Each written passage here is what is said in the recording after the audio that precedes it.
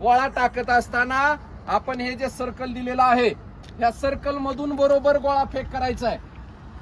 गोळा टाकत असताना याच्या बाहेर जर तुम्ही आपल्या बॉडीचा पार्ट कुठेही बाहेर टेकला तर तुम्ही फॉल असणार आहात। तसंच गोळा टाकत असताना पाय जर आपला सर्कलच्या बाहेर गेला तर तुम्ही फॉलला असणार।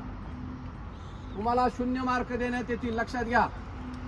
बरोबर गोळा टाकताना तुमचा पाय जर वरतून आला असा फिरून तर तुम्ही परफेक्ट आहात, तुम्हाला मार्क मिळतील। अन्यथा गोळा टाकत असताना जर तुमचा पाय याच्यावरती गेला तर तुम्ही फॉल आहात। दुसरं म्हणजे गोळा टाकल्यानंतर अनबॅलन्स झाले आणि बॉडी पार्ट कुठलाही सर्कलच्या बाहेर टेकला तर तुम्ही फॉल आहात। परत तुमची कुठलीही अपील पोलीस खात्यामध्ये चालत नाही।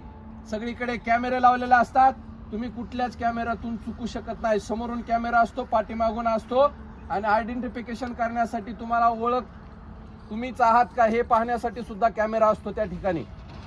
आपल्या स्वतःच्या धमक दाखवायची आणि आपल्या स्वतःच्या हिमतीवरती मार्क मिळवायचे। आलं लक्षात सर्वांच्या? ठीक आहे।